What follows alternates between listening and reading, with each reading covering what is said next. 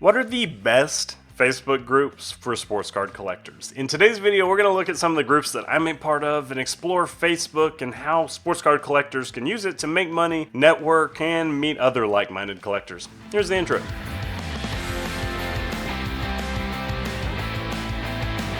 So the first group I want to highlight here is Sick Sports Card Community. It looks like there's about 17,000 members. I've been a part of this one for longer than basically any of them. Pretty good guys. So the first thing to do when you're thinking about joining a group or when you just become a member is check out the group rules and see what they're about. This is a group that sells quite a bit of cards, so they do a lot of different things. They do fatals where there's rules on like how they work. Single card must be $25 or plus in value.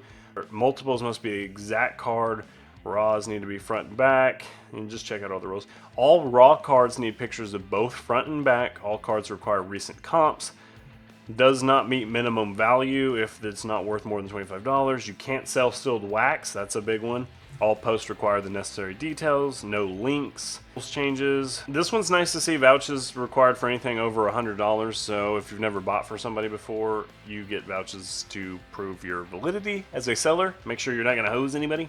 So here's a fatal. Basically, you highlight a card, you say, here's this, I'm not doing it on Pokemon. Here's a Joe Burrow card. 80% buyback means if you win, you get a card or 80% of the value of the card. So they sell 10 spots at $40 a piece, implying a value of $400. And then there's pictures here to show what they've sold for recently, which is right at $400. Here's a list of vouchers, which is really cool. And then people will comment and say, give me 2 spots or whatever.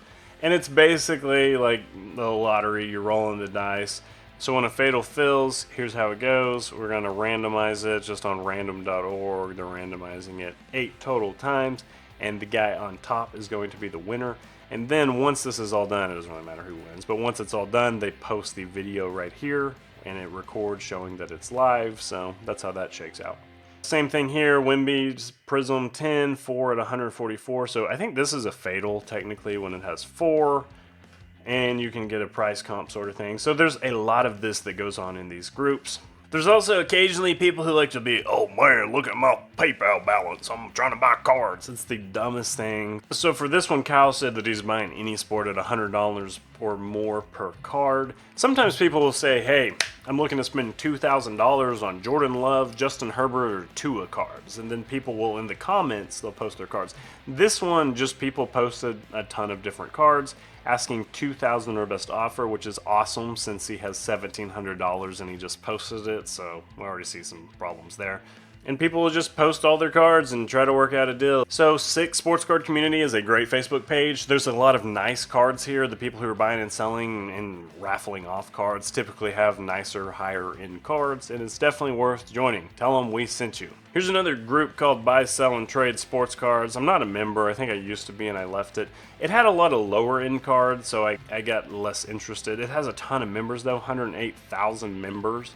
So the rules, coin all cards, no can't find comps, what's it worth post. This what's it worth post got to be one of the reasons why I left it, because people would hit like a $1,200 card and be like, oh man, I don't know what this is worth. And they're clearly just flexing on everybody. It was annoying.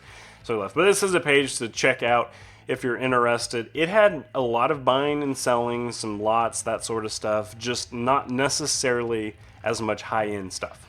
There's also local groups. So I live in Oklahoma, so the Sports Cards 405 page is a page for Oklahoma-based collectors. They try to get together, do some swapping, that sort of stuff, swapping trade nights, buying and selling nights. It's a really good group, and it's nice to find groups where they're local to you. Sports Card Nonsense might be the biggest group. It's the Ringer podcast. I like a lot of the Ringer podcasts. Don't necessarily listen to this one.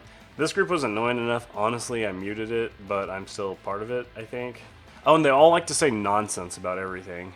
There's not as much buying and selling in this group. I'm not sure if there's any buying and selling. It's more like community discussion stuff, but it's definitely interesting to check out. Sometimes it's people who are really proud of their card. This guy just got a Quentin Johnson card that he won in a break, and he's posting here. I think everybody posts these sneakily hoping somebody's going to be like, hey, what do you want for that card? Then there's a lot of posts like this, just waiting for my top rookie Bounty Bedard card from Upper Deck that I won. Yep, nonsense. He spelled his name wrong. There's a lot of like flexing of, here's all my cards. I'm so great. I have a lot of cards. And then they all say nonsense on everything. It's great. There's a lot of people that post stuff that don't have any knowledge about cards. This is not a 1 of 1, and this guy's like, oh man, a 1 of 1. It's like a jersey number, so he's saying it's a 1 of 1, and he's confused. So then everybody else is like, hey, you idiot, here's why you're wrong. So there's a lot of that goes on. There's a lot of had fun digging in the $1 box at the local card show. Here's what all I found. And it's like, oh man, that added value to all our lives. Thanks. Some people are like, about to feed the pets and open these cards. Hits in the comments. And then they show what all they got.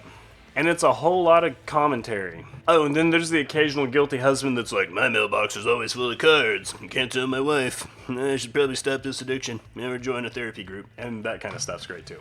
So Sports Card Nonsense is a group you should join if you're looking for information that will not add anything for your life. So in short, Sports Card Nonsense is a Facebook group you should join if you want information that's not necessarily going to add value to your life, but you like being in card conversations throughout the day. But to be fair, when you have 180,000 humans in one social circle and a lot of them are pretending to be experts on something they really don't know anything about, that's to be expected. And I just typed in buy sports cards here to search groups, and look at how many groups there are and how many people are in all of them. Reasonable sports cards, buy, sell, and trade, 57,000, 87,000, 34,000, 70,000, 108,000. So many of these have a lot of people, and it's cool because there's a lot of them that are pretty niche down. Here's the NFL one. So I don't personally collect baseball cards, and I like NFL and NBA cards, so I might gravitate toward these groups. So it's nice that there's like niche groups for the sport. I'm getting suggested with a lot of like geo-targeted ones, Oklahoma, Tulsa, places near me and where I live. And some of the groups have different rules or different themes almost. Like, hey, this is sealed. I've seen a group that's like sealed boxes. I've seen a group that's only Topps products, a group that's only Panini, Prism, Optic, and Select products, like the Optichrome family. A lot of those different groups, each one of them has very different rules. So you can just click on any of them. Usually read the rules before you ever join. And most of them do a pretty good job of like publicizing the rules. So, hey, no scammers allowed. That's a good one. It's only alarming when you find the group that says scammers welcome here. A lot of them have rules about payment. Must be PayPal goods and services. That's probably good. That's real smart. Some of them will try to talk you into friends and family, but you have no protection. Plus, I don't think that's legal with PayPal's terms and services, so don't do that. A lot of them have those kind of rules defined right here. So before you join a group, just make sure it's aligned with your interests. We're going to check out this NBA group right here. So some of the groups you can view all the cards without having to join. For example, Brian just listed all these cards. He's done a good job saying here's what they are.